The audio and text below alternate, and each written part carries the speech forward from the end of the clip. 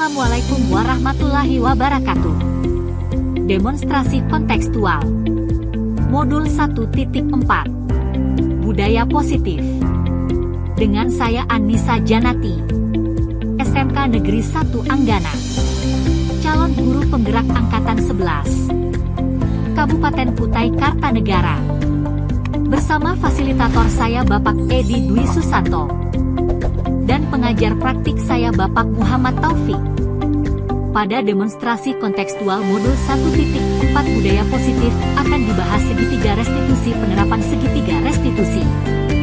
Segitiga restitusi adalah proses menciptakan kondisi bagi murid untuk memperbaiki kesalahan mereka, sehingga mereka bisa kembali pada kelompok mereka dengan karakter yang lebih kuat menurut Gosen 2004. Selanjutnya pada tahapan segitiga restitusi. Segitiga restitusi memiliki 3 tahapan.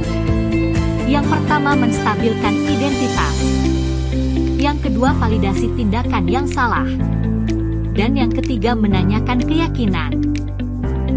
Pada tahapan ketiga restitusi tersebut dijabarkan. Pada poin 1 menstabilkan identitas. Prinsip membuat kesalahan adalah bagian dari proses pembelajaran. Menggeser identitas gagal ke identitas sukses. Pada poin kedua validasi tindakan yang salah. Guru akan bergeser dari pemikiran stimulus respon menjadi proaktif. Murid mengenali dan mengakui kesalahannya untuk diperbaiki. Pada poin ketiga menanyakan keyakinan. Murid diberi pertanyaan bermakna untuk memunculkan motivasi intrinsik. Mampu mengaitkan keyakinannya dengan tindakan yang salah. Adapun praktik penerapan segitiga restitusi. Pada 2 kasus yang berbeda. Pada kasus yang pertama, pada saat jam istirahat sekolah, Fikri sedang duduk santai di kantin sekolah sambil minum minuman ringan. Fikri hendak meninggalkan kantin, namun dalam perjalanan keluar kantin menuju kelas Fikri membuang botol minumannya secara sembarangan. Tapi ternyata perbuatan Fikri dilihat oleh Ibu Anissa, sehingga Ibu Anissa langsung menegur Fikri terkait tindakannya. Ibu Anissa mengajak Fikri ke ruangan untuk duduk membahas kesalahan yang sudah diperbuatnya melalui langkah-langkah segitiga restitusi.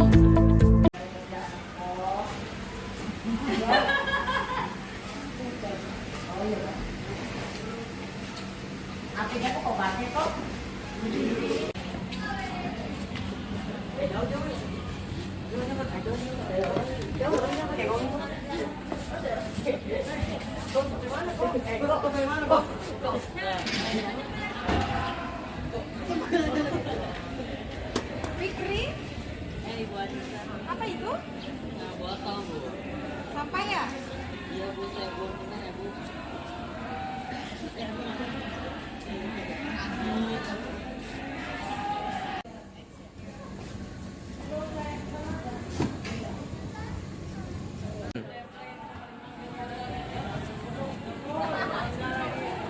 Fikri ikutin ke ruangan ya? Iya, Bu.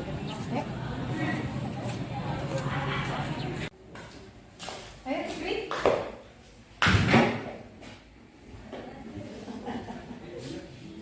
Silakan duduk. Nah, Fikri, tadi pada saat Ibu keluar dari perpustakaan, Ibu lihat Fikri ya? Iya, Bu. Fikri tahu tidak kenapa Fikri Ibu ajak ke ruangan ini? Tahu, Bu. Apa? Tadi saya buang sampah sembarangan, Bu. Berarti di sini Fikri menyadari ya, Ibu ajak ke ruangan ini karena hal itu? Iya, Bu. Nah, Ibu mau tanya deh sama Fikri, kenapa Fikri membuang sampah sembarangan? Soalnya tadi saya lagi males, Bu, ke tong sampahnya. Jadi saya refleks deh buang di situ. Fikri tahu tidak, pada saat Fikri tadi melewati perpustakaan, ada tong sampah yang dilewati. Iya, Bu, tahu. Tahu kan? Tapi kenapa Fikri refleks membuang sampah sembarangan? Nah, tapi Fikri malah refleks membuang sampah sembarangan. Iya, Bu. Nah, baik Fikri, berbuat kesalahan itu manusiawi ya. Setiap orang pasti berbuat kesalahan. Seperti tadi tuh, Fikri refleks membuang sampah sembarangan. Ibu juga termasuk, ibu juga pernah melakukan kesalahan. Jadi tidak hanya Fikri ya, Setiap orang pasti pernah melakukan kesalahan, tapi kesalahan itu jangan dijadikan kebiasaan, ya. Karena dengan kita membuang sampah sembarangan, membuat lingkungan sekitar kita jadi kotor, ya, tidak indah untuk dipandang. Artinya itu jangan dijadikan kebiasaan lah ya. Kalau memang ada sampah dan belum ada tempat sampahnya yang ditemukan, sebaiknya dikemanain? Disimpan dulu ya Bu? Iya, betul sekali. Jadi disimpan dulu, nanti kalau sudah ketemu tempat sampah, baru dibuang ke tempat sampah, ya. Dari itu semua yang terpenting kita bisa belajar nih dari kesalahan tersebut dan berusaha memperbaikinya. Setuju? Setuju Bu. Oke. Nah, Fikri, sekarang Ibu mau tanya nih, kira-kira apakah tindakan yang Fikri lakukan tadi itu tindakan yang salah? Iya Bu, salah. Fikri sudah yakin bahwa itu tindakannya salah? Iya Bu, saya yakin.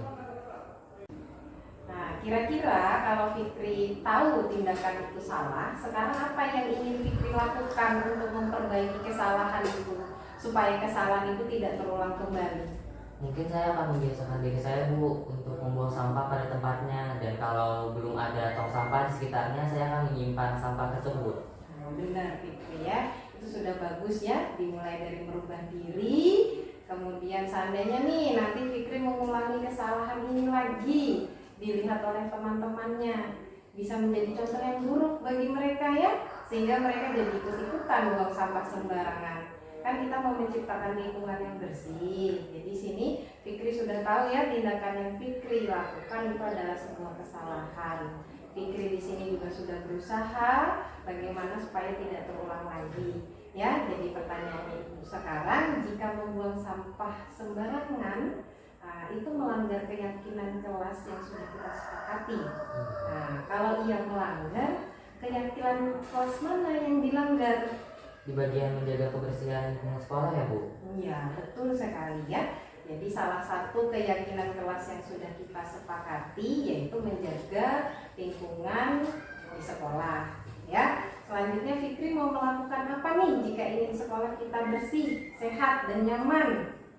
Saya akan melakukan kampanye tentang kebersihan kelas dan lingkungan sekolah Bu, dengan membuat poster, menjaga kebersihan, dan tidak membuang sampah sembarangan. Nah, bagus Fikri ya. Ibu percaya Fikri bisa melakukan hal itu. Artinya dari keyakinan yang sudah kita sepakati bersama, semoga kedepannya menjadi pelajaran buat Fikri ya, untuk tidak membuang sampah sembarangan. Nah, paham ya? Paham Bu. Oke, terima kasih Fikri. Selanjutnya Fikri bisa masuk kembali ke kelas untuk mengikuti pelajaran Iya selanjutnya. Bu, terima kasih. Testimoni siswa yang terlibat masalah pada kasus 1. Assalamualaikum warahmatullahi wabarakatuh. Perkenalkan, nama saya Fikri Akbar dari kelas 11 RPL. Saya mendapatkan masalah dan mendapatkan penanganan dari Ibu Anissa. Kesalahan saya yaitu membuang sampah tidak pada tempatnya. Saya telah yakin bahwa saya melanggar kesepakatan kelas dan saya akan merubah diri saya menjadi lebih baik daripada hari ini. Saya ucapkan terima kasih kepada Ibu Anissa karena saya diajak diskusi dengan Ibu Anissa untuk menemukan solusi dan kesalahan yang telah saya lakukan. Terima kasih. Fajar Andika, siswa kelas 11 RPL SMK Negeri 1 Anggana, akhir-akhir ini sering datang terlambat ke sekolah. Dikhawatirkan Fajar akan ketinggalan materi pelajaran, sehingga banyak pelajaran yang tertinggal, terutama pelajaran di jam pertama. Sebagai guru, saya harus bisa menyelesaikan permasalahan Fajar dengan baik menggunakan tahapan segitiga restitusi.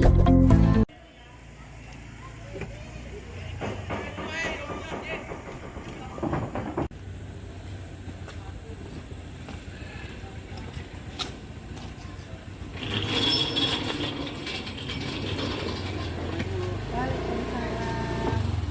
Ya, stop dulu di sini, Nak Fajar, ikut Ibu.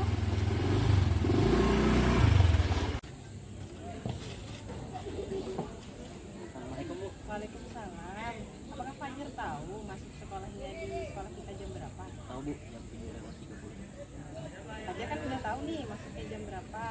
Nah, bisa ikut ke ruangan dengan Ibu ya. Kita ngobrol sebentar. Ayo.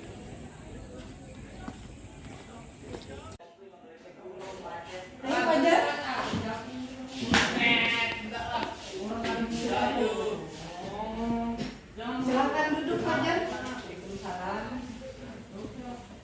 Nah, jadi hari ini Fajar terlambat lagi ya. Ibu lihat di catatan buku tiket sudah terlambat sebanyak kali. Apakah benar? Benar Ibu, saya sudah terlambat sebanyak 5 kali. Nah, sering terlambat itu termasuk kesalahan bukan? Iya Bu. Fajar. Nah, berbuat kesalahan itu manusiawi. Setiap orang pasti berbuat kesalahan, termasuk ibu. Ibu juga pernah melakukan kesalahan. Yang terpenting kita bisa belajar dari kesalahan tersebut dan berusaha memperbaikinya. Setuju tidak? Ibu. Jika melakukan kesalahan pasti ada sebab dan alasannya ya. Kalau ibu boleh tahu, Fajar sering datang terlambat itu kenapa? Karena saya sering tidur tengah malam, saya kasihkan main game dan jadinya tidur tengah malam. Oh, jadi Fajar tidur tengah malam karena keasikan main game ya. Nah, jadi Fajar di sini sudah tahu ya tata tertib di sekolah. Masuk ke sekolah itu 7:30. Jadi kalau seandainya Fajar terlambat ke sekolah, berarti Fajar itu ketinggalan pelajaran di jam pertama. Tahu ya? Nah, jadi Fajar masih ingat tidak dengan keyakinan kelas yang sudah disepakati? Saya tahu Bu. Nah, kalau terlambat datang ke sekolah sesuai dengan keyakinan kelas tidak? Iya Bu. Nah, menurut Fajar, keyakinan kelas apa yang sudah dilanggar sama Fajar? Berdisiplin Bu. Menurut Fajar, disiplin itu penting tidak untuk Fajar?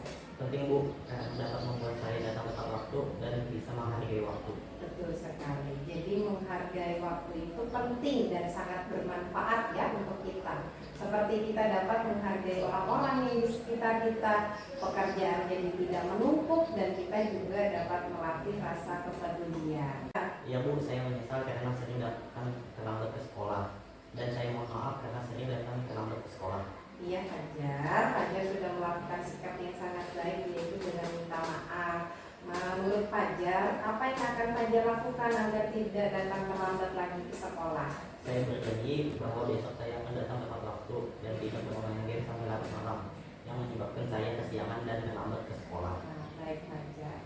Anak Fajar sudah menemukan solusinya ya, dan ibu nanti akan bekerja sama dengan orang tua Fajar agar tidak datang terlambat lagi ke sekolah serta tidak ketinggalan pelajaran. Nah, sekarang Fajar bisa kembali ke kelas untuk mengikuti pelajaran selanjutnya. Baik Bu, terima kasih.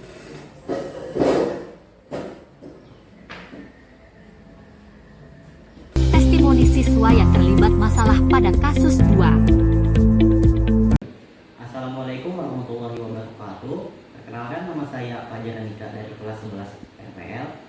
Saya ucapkan terima kasih kepada Ibu Anissa karena saya diajak diskusi dengan Ibu Anissa untuk menemukan solusi atas kesalahan yang telah saya lakukan. Saya tidak akan bermain game sampai larut yang menyebabkan saya kesiangan dan terlambat ke sekolah.